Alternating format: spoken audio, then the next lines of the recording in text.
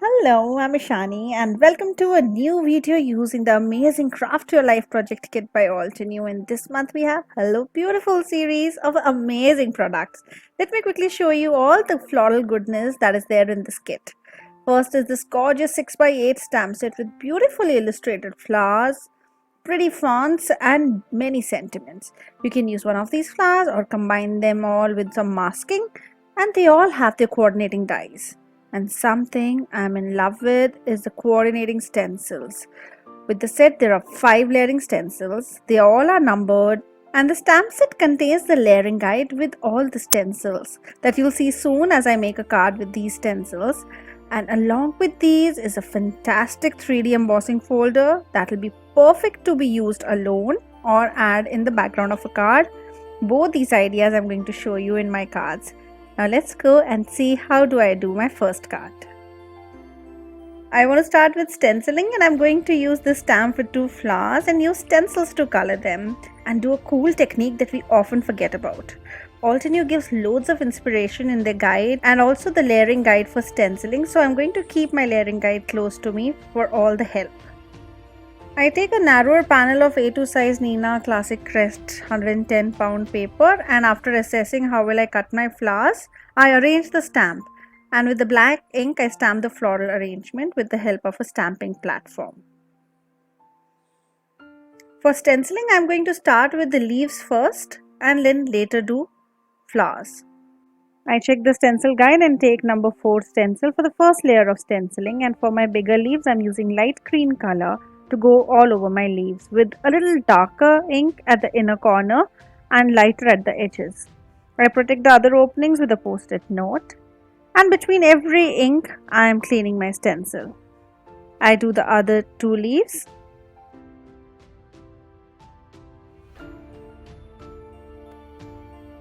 For the flowers I use a very light pink, frosty red, and for the other 2 petals I take coral berry. And the last petal I'll use the same coral berry but with a heavy hand. And then I again take coral berry and take the first set of petals and add depth at the inner sides. For the center of the flowers, I am using Warm Sunshine dye ink. For the next layer of the floral arrangement, I am using the 5th stencil. I add depth to the flowers with crimson.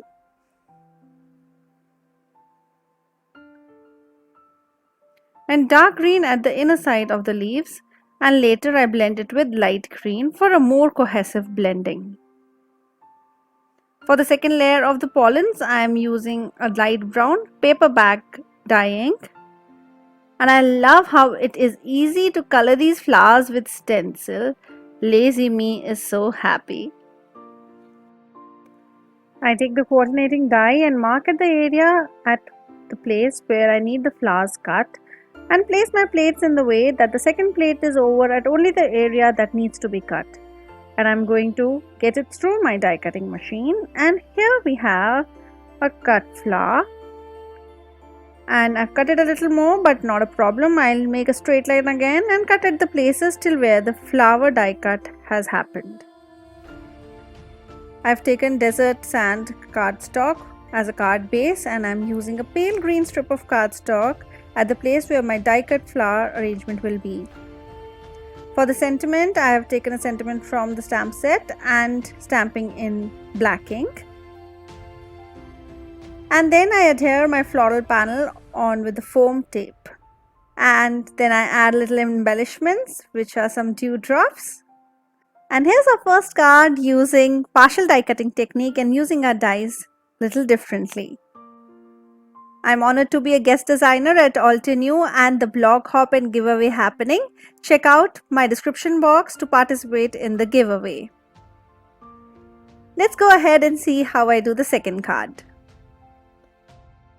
Next card is a clean and simple card for which I've taken the largest single flower with the leaf stamp, and I'm stamping it on watercolored paper.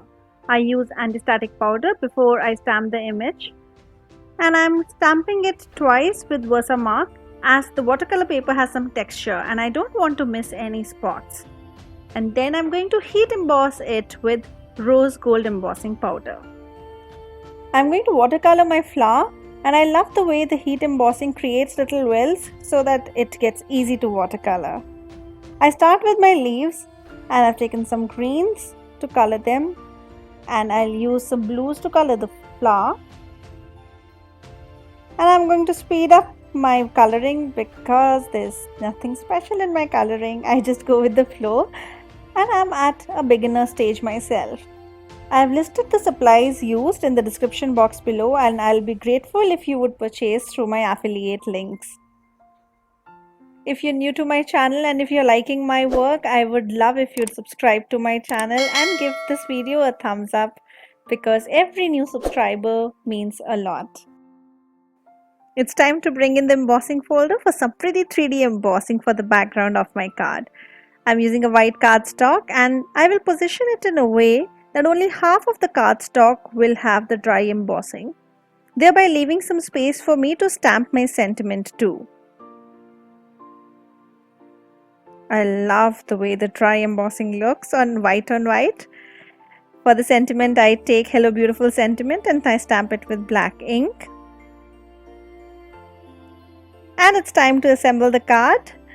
I adhere the white cardstock over a pretty blue card base and adhere my watercolored flower with glue over the dry embossed background. And here is a quick and simple way to get a clean and beautiful card with easy watercoloring and beautiful embossing, heat as well as dry. I hope you like it. It's time for the last card, and I'm pretty excited to show you this new take on something we all love to do, spotlight stamping, but this time I want to do with embossing folder, spotlight embossing, and give focus to the dry embossing. If you've seen my previous videos using Altenew stamps and dies, you know that I love using colored cardstock. If you've missed my videos, I'll link them below in my comments. Please check them out. For this card, I'm taking maroon cardstock and white cardstock. I cut the maroon card a little smaller than my white card base, and I adhere it on the white card base with a temporary glue. I place my cardstocks inside the embossing folder in a way that I have the 3 flowers in the center over my maroon cardstock. And then I go ahead and run it through my die cutting machine. And here is beautifully embossed cardstock.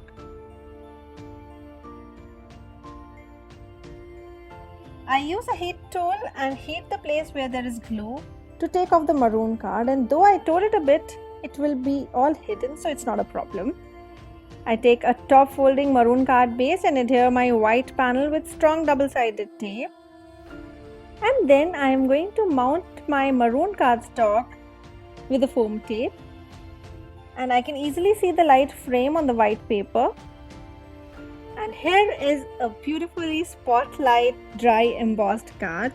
Let's go ahead and add some sentiment, for which I am stamping on a white strip of paper, and then I'll adhere it with foam tape as well. And to add a little bling, I'm adding some half pearls just around my sentiment. And isn't this an easy way to get a great texture and color on a card? I love the way this card looks, very elegant and classy. Don't forget to check out my blog post and also enter the giveaway. I will link to my blog post in the description box below. And please let me know which one was your favorite card amongst 3. I would love to know it. If you'd like to see some more ideas with Altenew stamps and dies, check out this playlist. Thank you so much for stopping by. Happy crafting. Bye-bye.